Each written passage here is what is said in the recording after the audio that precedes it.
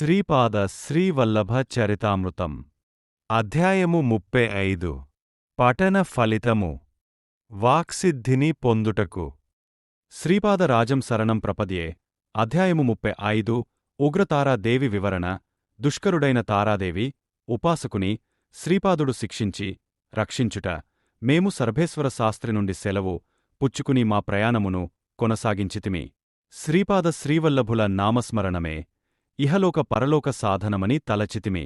మేము కొంత దూరము ప్రయాణము చేయునపటికి మాకొక ఆశ్రమ ప్రాంతము గోచరించెను.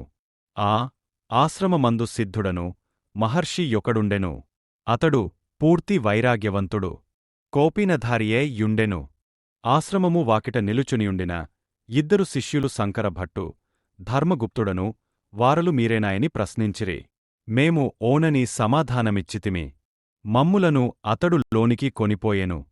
లోపల తారాదేవి విగ్రహముండెను.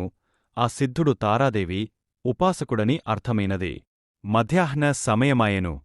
పూజానంతరము భజన కావింపబడెను. ఆ తదుపరి మాకు సమృద్ధి అయిన భోజనమియబడెను. ఆ సిద్ధుడు నాయనలారా, మీరు వచ్చుచున్న విషయమును శ్రీపాదులవారు మాకు తెలియజేసిరి. మహాగురువుల ఆదేశానుసారమే మీకు ఆతిథ్యమియబడినది. నేను తారాదేవి ఉపాసకుడను. సర్వదా మోక్షమును ప్రసాదించునది, తరింపజేయునది అగుటవలన ఈ మహాతల్లిని తార అని వ్యవహరించెదరు. అనాయాసముగనే వాక్శక్తిని ప్రసాదించుట వలనను భయంకరమైన విపత్తుల నుండి తన భక్తులను రక్షించునది కావునను ఇమెను నీల సరస్వతి అని వ్యవహరించెదరు. ముగ్గురు హయగ్రీవులు కలరు. ఒకరు విష్ణుమూర్తి అవతారము, మరియొకరు మహర్షి. ఒకానొక రాక్షసుడు హయగ్రీవుడని వ్యవహరింపబడెడివాడు. హయగ్రీవుడను రాక్షసుని వధించు నిమిత్తము ఈమె నీల విగ్రహరూపిణి అయినది. ఈ దేవి ఉపాసన వలన సామాన్యుడు కూడా బృహస్పతితో సమానమైన విద్వాంసుడు కాగలడు. భరతవర్షమునందు మొట్టమొదటిసారిగా తారోపాసన చేసినవాడు వశిష్ఠ మహర్షి. ఈమెను వశిష్ఠారాధిత తారాదేవి అని కూడా పిలిచెదరు. నేను తారోపాసన చేయుచున్నను. నాకు ఏనాడు తారాదేవి దర్శనము కాలేదు. నేను మిథిల దేశము నందలి మహిషి అను గ్రామమున ఉగ్రతారా సిద్ధపీఠమును దర్శించితిని. అచ్చట తారా, ఏకజట, నీలసరస్వతి అను త్రిమూర్తులు ఏకస్థానములో కలరు. మధ్యస్థానములో పెద్ద విగ్రహమును, రెండు వైపులా రెండు చిన్న విగ్రహములు కలవు. అక్కడనే ఉపాసన చేసి వశిష్ఠమహర్షి తారోపాసనా సిద్ధిని పొందినాడని పెద్దలు చెప్పెదరు. నేను ఉగ్రతారా మాతను దర్శించి బయటకు వచ్చుసరికి ముద్దుల మూటగట్టు బాలికా రూపమును గాంచితిని. ఆమె అందెలరవళి చాలా వినసొంపుగా నుండెను. ఆ బాలిక నడుచునప్పుడు ఆమె అందెలరవళి నా హృదయము నందు ప్రతిధ్వనించుచుండెను. ఆ బాలిక, నాయనా, నీవు ఎక్కడెక్కడో తిరుగుచున్నావు. బహుశ నా గురించియే నీవు లోకమంతటను గాలించుచున్నట్లు తోచుచున్నది. ఇది వాస్తవమేనా అని నన్ను ప్రశ్నించినది.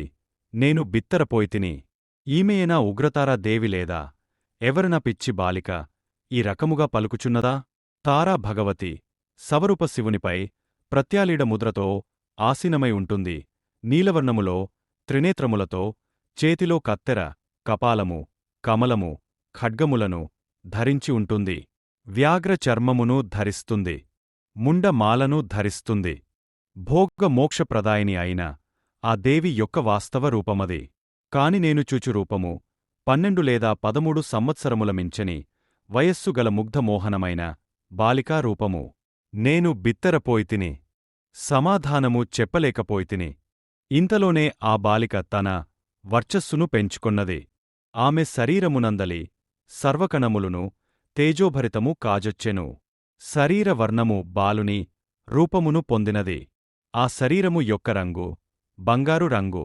ఆ బాలుని నేత్రములు యోగి నేత్రముల వలె ప్రశాంతముగను కరుణ, జాలి వంటి దివ్యగుణములు కలవిగను ఉండెను. ఆ బాలునికి 2 కాళ్లకును అందెలు కలవు. అయ్యా, నా కాలి అందెలు బిగుతుగా ఉన్నవి, విప్పగలవా యని నన్ను అడిగెను. నేను అట్లే యంటిని. ఈ 2 అందెలను నీ వద్ద ఉంచుకొనుము. ఈ అందెలకు జీవశక్తి గలదు. నీవు ఎచ్చటికి వెళ్ళగలవో, ఏమి తినవలెనో, ఎవరితో మాట్లాడవలెనో అన్యును అవియే నిర్ణయించును. ఈ విధముగా చెప్పి ఆ బాలుడు అంతర్ధానమాయెను. నేను కాళీ గట్టమునకు పోయితిని. కాళీమాతను దర్శించి దక్షిణమునకు పోయితిని. పూరీ మహాక్షేత్రమును దర్శించితిని. ఇంకను దక్షిణమునకు పోయి సింహాచల క్షేత్రమునకు పోయితిని. అదృష్టవశమున పాదగయా క్షేత్రమైన శ్రీపీఠికాపురమునకు వచ్చితిని. శ్రీ కుక్కుటేశ్వరుని దర్శించితిని. నేను స్వయంభూ దత్తుని దర్శించితిని. స్వయంభూ దత్తుని విగ్రహమున్నచోట ఒక పుట్ట ఉండెను. ఆ పుట్టలో ఒక దేవతా సర్పము నివసించుచుండెను. నేను దత్తుని దర్శించిన తదుపరి ఆ దేవతా సర్పము దర్శనమిచ్చినది. ఆ సర్పదర్శనమాత్రమున నాలోని కుండలిని విజృంభించసాగెను. నా శరీరము నా స్వాధీనములో లేదు. నేను అటునిటు తిరుగుచు పిచ్చివానివలే తారామత నామోచ్చారణము చేయుచూ బిగ్గరగా అరచుచుంటిని. యోగవశమున నేను నరసింహవర్మయను పేరు కలిగిన క్షత్రియ జమీందారు గృహసమీపమునకు వచ్చితిని. మహిషి గ్రామమున దర్శనమిచ్చిన బాలికారూపము నా మనోనేత్రమునకు దృగ్గోచరమయ్యెను. వెంటనే ఆ బాలికారూపము బాలకరూపమును ధరించెను. నాకు ఆనాడు దర్శనమిచ్చిన ఆ దివ్యబాలుడే నా కళ్ళెదుట వాస్తవముగా నుండెను. శ్రీవర్మగారింట ఒక రకమైన జట్కాబండి వంటిది ఉండెను. ఆ జట్కాబండిని ఒకే ఒక మనుష్యుడు లాగగలుగును. ఆ దివ్యబాలుడు ఆ జట్కాబండిలో తన మాతామహ గృహమునకు పోదలిచెను. శ్రీవర్మగారు ఆ బండిని లాగు నౌకరుని పిలిచెను. ఆ నౌకరు వచ్చి నిలచెను. ఆ దివ్యబాలుడు నౌకరును కూడా ఆ జట్కాబండి ఎక్కమనెను. నన్ను ఆ జట్కాబండిని లాగమనెను. నేను ఆ బండిని లాగనంటిని. నీవు ఈ బండిని లాగని ఎడల నీ తోలు వలచి చెప్పులు కుట్టించుకొనెదను. నేను అసలే చర్మకారుడను. తోలువలచి చెప్పులు కుట్టుకొనుట నా కులవృత్తి. నీలాంటి పశువుల చర్మములు మహిష గో చర్మముల కంటే శ్రేష్టమైనవిగా ఉండుననెను. నేను విధిలేని పరిస్థితులలో ఆ జట్కాబండిని లాగుటకు సమ్మతించితిని. ఆ బాలుడు తన చేతిలో ఎడ్లను త్రోలు కర్రవంటిది ఒకటి ధరించియుండెను. నేను బండిని లాగుటకు నానా శ్రమలను పడుచుంటిని. ఆ దివ్యబాలుడు తన చేతిలోని కర్రతో నన్ను గట్టిగా బాదుచుండెను. ఆ ఇద్దరు మనుష్యులు బరువును 20 మంది మనుష్యుల బరువునకు సమానమై ఉండెను. నేను బండిలాగుటకు నానావస్థలు పడుచుండగా ఆ బాలుడు నా బాధను అతిశయింపచేయుచు దుడ్డు కర్రతో మోదుచుండెను. నేను దుఃఖభారముతో రక్తధారలు కారుచుండగా ఆ బండిని ఎటులనో ఆ బాలకుని మాతామహ గృహమునకు చేర్చితిని. ఆ బాలకునితో వచ్చిన నౌకరు నా పరిస్థితిని చూసి ఎంతగానో విచలితుడయ్యెను. ఆ బాలుడు మాత్రము కర్కస వినోదమునొందెడి కసాయి బాలుడుగా నుండెను. ఈ దురాత్ముని యందు ప్రేమాభావమును పొందిన ఎడల నిన్నుకూడా శిక్షింపవలసి యుండును అని అతడు ఆ నౌకరును హెచ్చరించెను. నేను అర్ధనగ్న స్వరూపముతో నుంటిని. ఆ బాలుడు ఇంటిలోనికి పోయి హస్తముల నిండుగా మిరపకాయ గుండను తీసుకుని రక్తధారలు కారుచున్న నా శరీరభాగములపై దట్టించెను. నా మొలయందు మాత్రము ఆనాడు మహిషి గ్రామము నందియబడిన 2 అంద్యలును ఉండెను. ఇంతలో ఆ దివ్యబాలకుని అమ్మమ్మ రాజమాంబ అను పుణ్యమూర్తి బయటకు వచ్చెను. ఆమె పుణ్యరూపిణి అను నామాంతరము కలది. ఆమె దర్శనము నొందిన వెంటనే నా శరీరము నందు మంటలు చల్లారినవి. ఆమె భర్త బాపనార్యులని ప్రసిద్ధి నొందిన సత్య ఋషీశ్వరులు. వారు నాతో, నాయనా, నీదే గ్రామము. ఎచ్చట నుండి వచ్చితివి? కాసేపు విశ్రాంతి తీసుకుని భోజనము చేసి వెళ్ళవచ్చును అని హిందూస్థానీ భాషలో పలికిరే. ఆ నౌకరు శ్రీపాదుల వారు చేసిన ఈ దౌష్ట్యమును వారి అమ్మమ్మకును తాతగారికిని విన్నవించిరే. అంతట శ్రీపాదులవారు, అమ్మమ్మా, ఈ నౌకరు అబద్ధము చెప్పుచున్నాడు. ఈతనికి రక్తధారలు కారనే కారలేదు. అవి చెమట బిందువులు. నేను అద్దినది మిరపకాయగుండ కానే కాదు, చందనపు పొడి అని అనిరి. ఆ నౌకరును పరిశీలించమనిరే. పరిశీలించగా శ్రీపాదులవారు చెప్పినదే నిజమాయెను.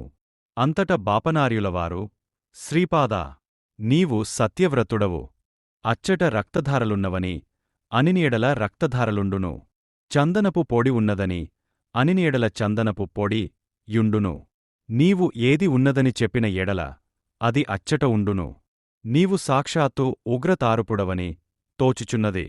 ఉగ్రతారాదేవి వాక్సిద్ధిని ప్రసాదించునని వినియుంటిని. సాక్షాత్తు ఉగ్రతారవైన నీవు నీ సంకల్పము ప్రకారము అచ్చటనున్న ఏ వస్తువుల స్వభావ ధర్మములైనను సంకల్పమాత్రమున మార్చగలవు. నీ లీలా వినోదమును ఆపి ఈ అభాగ్యుని కరుణింపుము అనిరి. అంతట శ్రీపాదులవారు, తాతా, నీవు లెస్సగా పలుకుచున్నావు. నాకు సంకల్పము కలుగుటయు అది ఫలితమిచ్చుటయు వెంటనే సంభవించునని చెప్పితివి.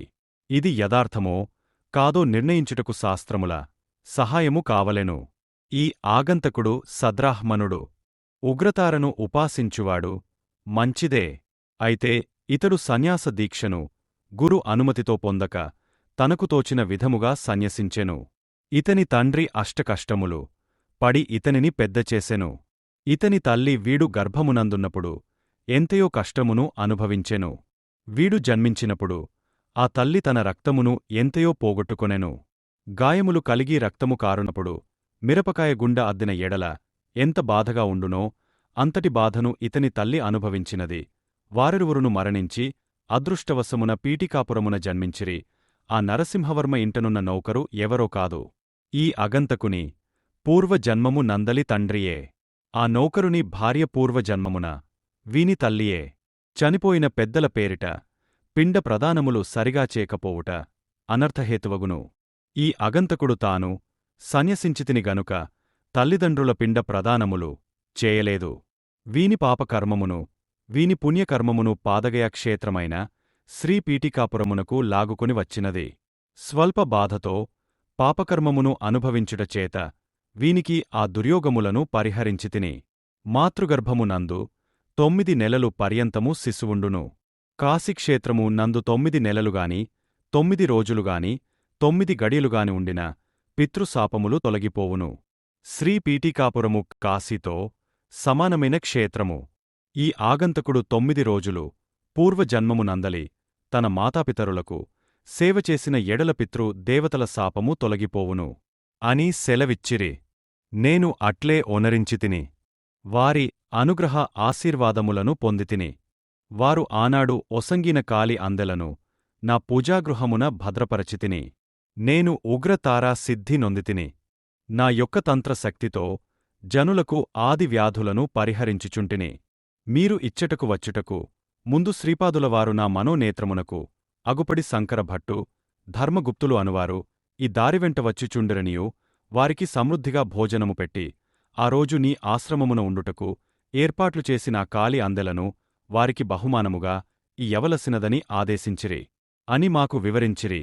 శ్రీపాద శ్రీవల్లభులకు జయము జయము. నా ఛానల్ని చూసి నేను పెట్టే ప్రతి వీడియోని చూస్తున్నందుకు మీ అందరికీ కృతజ్ఞతలు. దయచేసి నా వీడియోలని లైక్, షేర్ చేయండి. కుదిరితే కామెంట్ చేయండి. కొత్తగా చూసేవాళ్లు నా ఛానల్ని సబ్స్క్రైబ్ చేయండి.